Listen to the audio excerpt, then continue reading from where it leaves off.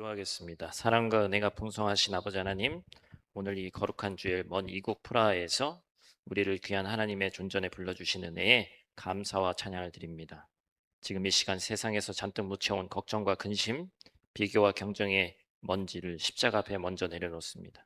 우리의 길을 막고 있는 세속의 소음들을 잠재워 주시고 오직 기록된 말씀을 통해서 들려오는 주님의 세밀한 음성에만 집중하는 시간 되게 하여 주시옵소서. 선포되는 말씀이 우리의 딱딱해진 마음밭을 기경하는 성령의 도구 되게 하시고 메마른 영혼을 적시는 단비 되게 하여 주시옵소서. 이 시간 전하는 자나 듣는 자 모두가 성령의 조명 아래 하나 되게 하시고 우리의 삶의 진정한 참 주인이 누구인지 다시금 알고 고백하는 은혜의 시간이 되길 간절히 소망하며 우리를 살리신 예수님 능력의 이름으로 기도드립니다. 아멘. 할렐루야. 옆에 계신 분 인사하겠습니다. 지금 딱 졸릴 시간인데 영적으로 깨어 계신 것이 우리가 너무나도 좋다라는 그런 의미로 한번 인사하겠습니다. 아주 정중하게 오늘따라 은혜 받을 얼굴입니다. 오늘따라 은혜 받을 얼굴이십니다. 또 우리는 설날이 두 번 있잖아요. 전 세계에서 아시아권만 또 이런데 또 새해 인사를 안 할 수가 없겠죠. 새해 복 많이 받으세요. 새해 복 많이 받으세요. 지난 2월 한 달간 이제 두 주 지나고 세 번째 주인데 계속해서 우리 요한복음 말씀을 나누고 있습니다. 요한복음 말씀 나누면서 우리가 잊지 말아야 될 가장 중요한 거 하나가 뭐냐? 예수님이 누구신가에 대해서 우리에게 이야기하는 본문이 요한복음 말씀인데 예수님이 누구라는 거예요? 예수님이 곧 하나님이다. 예수님이 곧 창조주이시다 라는 것을 계속해서 이야기하고 있습니다. 오늘 본문도 마찬가지예요. 이 말씀을 통해서 우리 인생의 진짜 주인이 누구인지 하나님의 세밀한 음성을 듣는 시간 되기를 간절히 소원합니다. 제가 아이들 이름을 지을 때 많은 유혹이 있었습니다. 목사님 자제이기 때문에 어떤 분들은 사무엘, 다윗, 요한 뭐 이런 걸 지으라고 하는 거예요. 딸내미는 뭐 사라. 뭐 우리 교회는 지금 성경 이름이 있는 사람이 있으신가요? 없죠? 제 기억에는 없는데 그죠? 성경적 의미를 갖고 있는 이름은 있지만 뭐 이래 그죠? 근데 이제 어떤 성경 인물 얘기하는 거예요. 왜 그래요? 엄청 부담스럽습니다. 사무엘 떠들지 마. 요하나 도둑질하지 말라고 그랬지. 이거 곤란해. 너무 부담스러워. 이름값 못하는 일들이 점점 벌어진다. 여러분 식당에 갔는데 간판은 의리의리한데 한국 가면 뭐 있어요? 원조, 할머니, 뭐뭐뭐뭐 다 원조래. 다 원조. 원조는 하나 있어야지 원조인데 다 원조라는 거예요. 근데 막상 들어가 보니까 맛도 없고 서비스가 엉망일 때 우리는 배신감이 소위 느껴집니다. 오늘 우리가 함께 나눈 이 성경 본문이 이 이름과 현실의 괴리가 성경 전체를 통해서 가장 충격적인 장소 이름을 얘기해주고 있는데 예루살렘 성벽 북쪽에 양문 곁에 있는 베데스다라는 지역입니다. 베데스다는 베이트 히브리어인데 집이라는 뜻과 헤세드 자비 은혜가 합쳐진 단어로 직역하면 자비의 집이다라는 뜻을 가지고 있습니다. 이름만 들으면 얼마나 낭만적이에요. 그래서 제가 프라하도 찾아봤어. 베데스다 있나 봤더니 자비의 집. 뭐 할 때 이 이름 많이 쓸 것 같아요? 어떤 요양원, 양로원 이런 거 할 때 베데스다가 많이 있습니다. 전 세계적으로 베데스다라는 이름이 얼마나 많은지 몰라요. 그런데 이 이름의 실체는 과연 오늘 본문 말씀 보니까 어떠냐? 아주 잔인한 전설 하나가 내려오는데 천사가 내려와서 물을 움직일 때 가장 먼저 뛰어드는 사람 한 명이 그 사람만 낫는다. 여러분 이게 무슨 뜻입니까? 오직 선착순 한 명만 살아남는다는 거예요. 2등은 필요 없습니다. 아무리 사연이 딱하고 아무리 오래 아팠어도 남을 밀치고 1등으로 들어갈 힘이 없으면 절대로 나을 가능성조차 없다라고 여겨지는 것이 바로 이 베데스다입니다. 이것은 자비의 집이 아니라 예전에 어떤 개그맨이 그런 얘기 했던 기억이 나는데 1등만 기억하는 무슨 세상?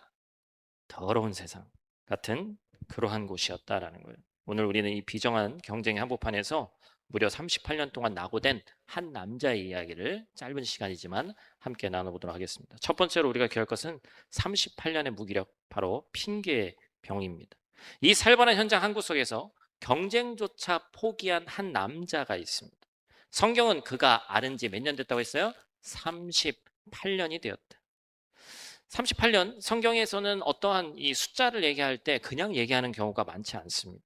이스라엘 백성이 광야에서 헤맨 시간, 물론 40년입니다만 정확히 얘기하면 이 신명기 2장 14절에서 얘기하는 이 광야에서 정확하게 헤맨 기간, 그것을 38년이라고 얘기하는데, 영적인 의미는 내 힘, 내 노력으로는 도저히 구원에 이를 수 없는 시간이고 인간의 자아가 완전히 바닥나는 시간을 38년에 비유합니다.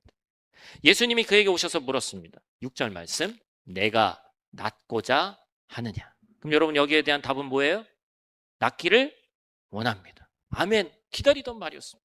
제가 낫기를 원합니다. 제발 살려주세요. 이게 정상이에요. 그런데 7절 말씀 우리 한번 같이 읽겠습니다. 아주 엉뚱한 소리를 하죠. 같이 읽습니다. 주여, 물이 움직일 때에 나를 못에 넣어주는 사람이 없어 내가 가는 동안에 다른 사람이 먼저 내려가나이다. 무슨 얘기를 하는 거예요? 낫고 싶었냐고 물어보면 낫고 싶었다고 얘기하면 되는데 딴 소리를 하는 거예요. 주님, 내 다리가 아픈 게 문제가 아니라 저 물에 날 넣어줄 백이 없는 게 문제입니다. 인맥 좋고 타이밍 잘 맞추는 놈들이, 옆에 친구들 많은 인간들이 다 먼저 들어가니까 세상에 불공평해서 내가 저 물에 들어갈 힘이 없고 능력이 없습니다. 그는 38년 동안 자기 연민이라는 돗자리를 깔고 그 위에서 주구장창 뭐하고 있었던 거예요? 남 탓하고 있었던 거예요. 환경 탓을 하고 있는 거예요. 그런데 성도 여러분, 가만히 보니까 이 남 탓과 핑계는 우리 인간의 유전자에서 아담과 하와 때부터 계속해서 이어져 내려오던 거예요. 그래서 신학적으로 보면 이게 바로 아담의 병인데, 인류 최초의 조상 아담을 보십시오. 하나님께서 하와가 먼저 먹은 걸 알았지만 아담에게 그 책임을 묻기 위해서 네가 왜 선악과를 먹었냐고 먼저 물었습니다. 이때 남자다운 건 뭐예요? 뭐 하면 되는 거예요? 우리가 기대하는 모습은 내가 먹었습니다. 하나님, 죄송합니다. 하면 끝나는 거예요. 근데 뭐라고 그랬죠? 하나님이 만드신 저 여자가 먹으라고 해서 먹었습니다. 크게 두 가지를 잘못했습니다. 여자를 만드신 하나님을 원망했고, 두 번째는 뭐예요? 자기 아내를 원망했어. 그럼 하와는 어땠습니까? 저 뱀이 꼬셔서 먹었습니다. 여러분, 이게 진짜 병이에요. 이게 인간의 연약함입니다. 우리는 본능적으로 내 불행의 원인을 남에게서, 나 외에 다른 데서 찾으려고 얘기합니다. 요즘 우리 아이들도 똑같습니다. 다행히 체코는 그렇게까지 하지는 않는 것 같은데, 한국에 있는 제가 뉴스나 많은 분들의, 한국에서 여행 오신 분들 얘기를 들어보니까 아이들 상처받는다고 성적표에 석차, 성적이 없어.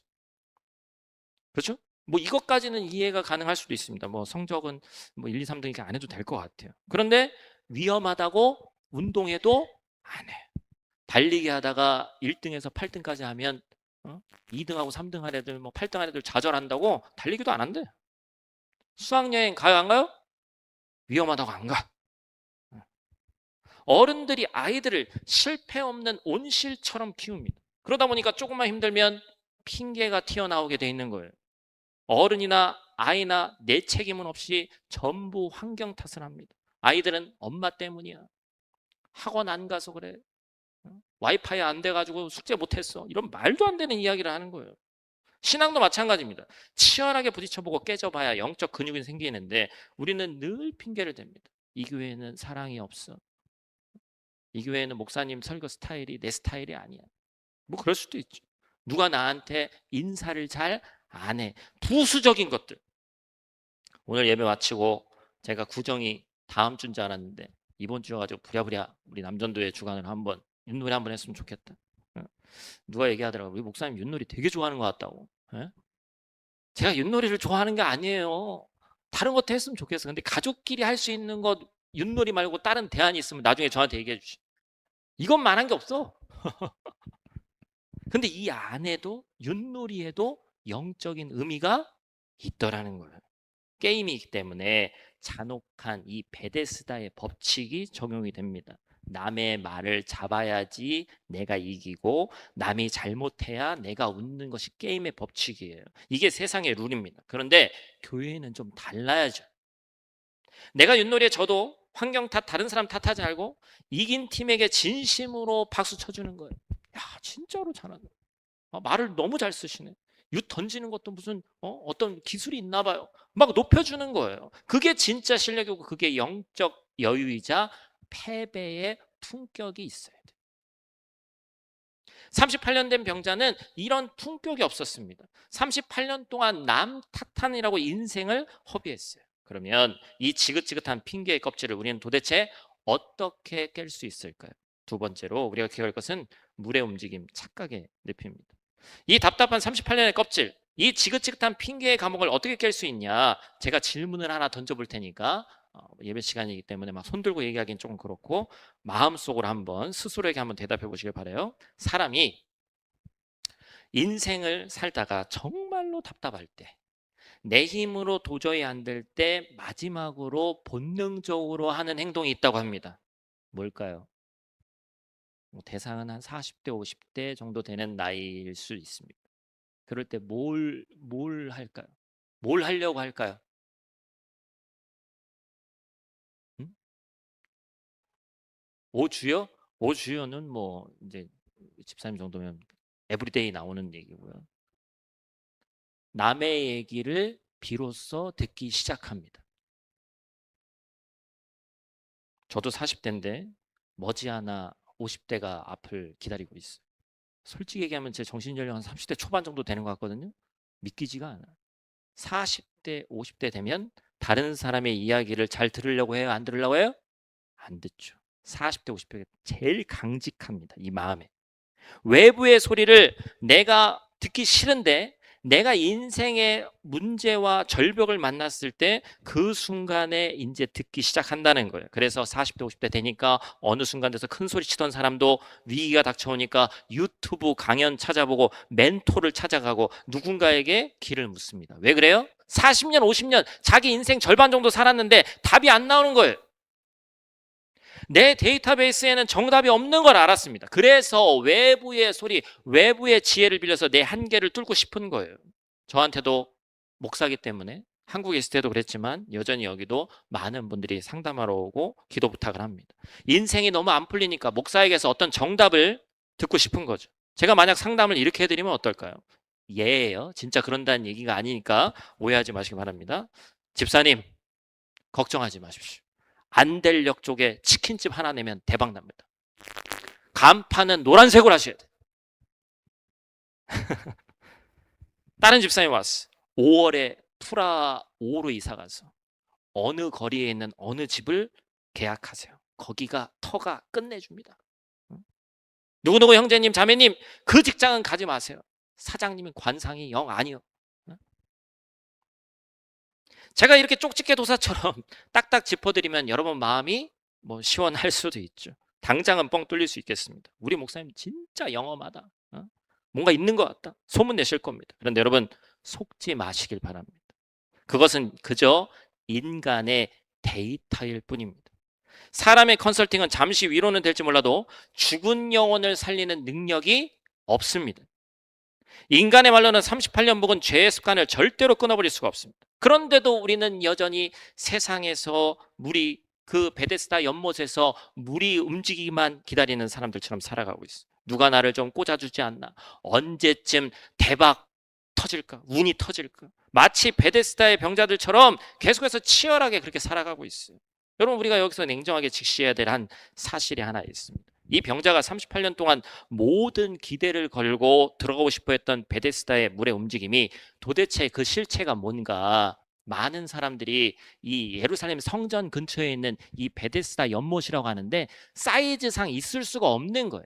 행각이 5개라는 얘기는 사면을 넘어서서 최소한 2개 지역에 이 정자 같은 행각이 있었다는 얘기예요. 이 정도 사이즈 되는 물이 있을 만한 곳이 없다. 그런데 1888년 콜라드 시크라는 고고학자가 예루살렘 땅속 깊은 곳에서 실제 베데스다 연못을 찾아냈습니다. 거대한 연못이니까 위아래로 나눠져 있었어요. 연못이라기보다는 비 오면 물을 모아두는 저수조였습니다. 그전까지는 이게 요한이 만들어낸 얘기인지 알았단 말이에요. 그런데 발굴이 되면서 또 성경에 있는 말씀이 사실이구나라고 증명이 됐습니다. 여러분 이 비밀이 너무 허무했습니다. 위쪽 저수조의 물이 꽉 차서 수문을 열면 그 물이 아래로 쏟아져 내려오면서 물살이 소용돌이 치고 거품이 일어났어요. 천사가 온 게 아니라 그 저수조의 수문이 위쪽이 열리면 아래쪽으로 내려가면서 생기는 단순한 물리 현상이었단 말이에요. 기적이 아니라 당시의 배수 시스템이었단 말이에요. 그런데 수많은 사람들이 그 단순한 배수구 물살을 보고 뭐라고 생각했어요? 천사가 왔구나. 저게 나를 살려줄 거야 라고 평생을 믿으면서 그 앞에서 인생을 허비하고 있었다는 거예요. 얼마나 우둔하고 얼마나 억울합니까? 배수구 물살이 내 인생을 구원해 줄 리가 없는데, 여러분 우리도 똑같은 인생을 살아가고 있어요. 이번에 경기가 조금만 풀리면, 이 문제가 해결되면, 나한테 돈이 얼마만 있으면 우리도 그저 흘러가는 세상의 물살, 저 우연한 행운을 구원이라고 착각하면서 내 소중한 인생을 허비하고 살고 있지는 않아요. 그것만 있으면, 그것만 해결되면, 누가 해주면 다 행복할 것 같죠? 그러나 아닙니다. 있다가도 없고 없다가도 있는 물 같은 거예요. 사랑하는 여러분, 물은, 상황은, 환경은 우리를 구원해 주지 못합니다. 수문이 열리는 우연은 여러분의 38년 된 눈물을 닦아줄 수 없습니다. 그래서 바로 주님이 오신 거예요. 오늘 보면 6절 말씀, 가장 핵심이 되는 말씀인데, 우리 짧은 말씀이지만 같이 읽겠습니다. 예수께서 그 누운 것을 보시고, 제가 그림도 하나 갖고 왔잖아요. 옆에 그림이 있는데, 다리가 불편한 사람이기 때문에 이 사람에게 눈을 맞추려면 주님께서 어떻게 하셨을까? 무릎을 꿇고, 실제 그 장면은 아닐 수 있습니다만, 그 관련된 병자에게 눈을 맞추고 주님께서 보셨다라는 것. 수많은 병자들 중에서 주님이 왜 하필 이 사람에게 찾아가셨을까? 여러분 생각해 보세요. 주님이 그 병자들이 많이 있을 텐데 왜 이 사람에게 찾아갔냐는 거예요.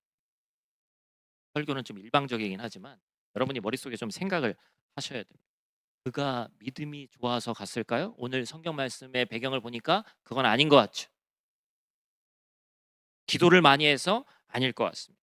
엉뚱한 소리 하던 사람입니다. 이유가 하나 있는데, 그가 그곳에 있는 자들 중에 가장 비참했기 때문에. 그가 가짜물을 기다리다가 미신을 믿다가 인생을 가장 많이 허비한 인생이었어요. 아무도 거들떠보지 않는 실패자였습니다. 소망이 다 깨져버린 사람이었습니다. 바로 그렇기 때문에 세상은 그를 버렸지만 주님이 그를 주목하셨습니다. 세상은 1등만 쳐다보고 세상은 이긴 사람에게만 박수치지만 우리 주님의 시선은 언제나 가장 아픈 자, 가장 실패한 자, 가장 연약해서 우는 자에게 고정되어 있는 줄로 믿습니다. 사랑하는 형제자매 여러분, 오늘 이 38년 된 병자의 이야기가 왜 남의 이야기처럼 들리지 않냐면, 솔직히 말해서 우리 모두 마음속에 나만의 이 베데스다 연못 같은 그런 상황을 하나씩 품고 있기 때문에 그렇습니다. 내가 이 문제만 해결되면, 내가 이 재정 문제만 풀리면, 그렇게 이 땅에서 살아온 게 벌써 몇 년째예요. 우리는 늘 행복을 조건부로 미루고 있습니다. 지금 내 영혼이 무기력한 이유를 자꾸만 환경 탓, 사람 탓, 타이밍 탓으로 돌리는 거예요. 한국이 아니기 때문에 그래요. 여기선 나를 이끌어줄 멘토가 없어서 그래요. 교회가 맨날 열려있지 않기 때문에 그래요. 여러 가지 이유를 댑니다. 그런데 여러분, 오늘 주님께서 베데스다에 오셔서 그 물 자체에게 무엇을 하셨어요? 물을 더 깨끗하게 정수하거나 병자를 번쩍 들어서 그 물에 집어 던져주신 것이 아니에요.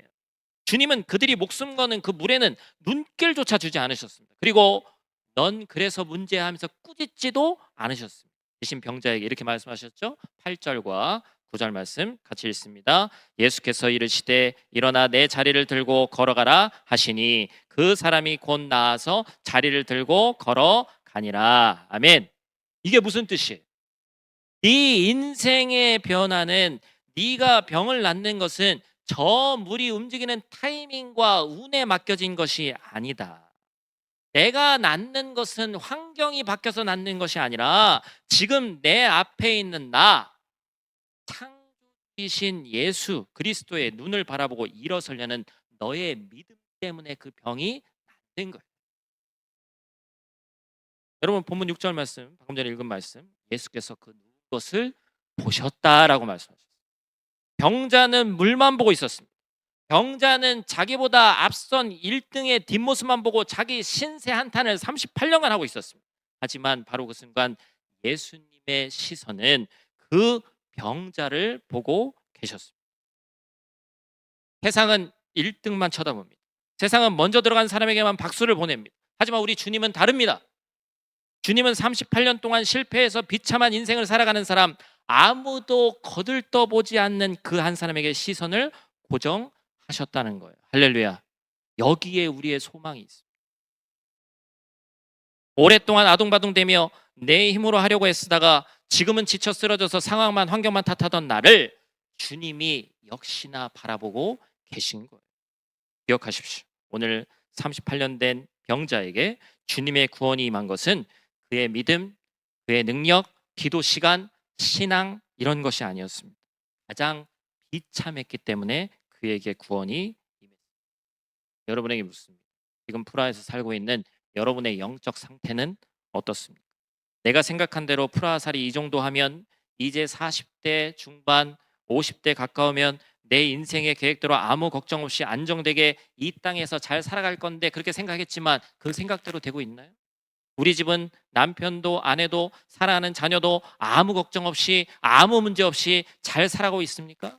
남들은 저 집처럼만 살면 얼마나 좋을까 하는데 과연 이 땅에서 아무 문제 없는 집이 존재나 할까요? 우리의 이 문제를 어떻게 해결할 수 있을까요? 오늘 지금 이 자리 창조주이신 예수님의 시선이 여러분을 그리고 여러분의 상처난 마음을 아무도 모르는 그 깊은 외로움과 낙심을 보고 계신 줄로 믿습니다. 이제 그만 고개를 들어서 주님을 보시고 환경을 탓하던 입술을 닫고 나를 주목하시는 주님과 눈을 맞추시기를 원합니다. 주님의 시선이 머무는 곳에 진정한 회복이 시작됩니다. 그 주님의 따뜻한 눈빛을 의지하면서 우리의 시선을 주님께 고정하고 나아가길 원합니다.